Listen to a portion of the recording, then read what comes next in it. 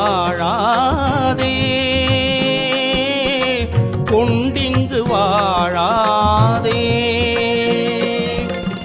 அறக்கராய் வாழ்வோர்க்கு அமைதியே தென்படா, அறக்கராய் வாழ்வோர்க்கு அமைதியே தென்படா. அகிலமே கண்ட உண்மை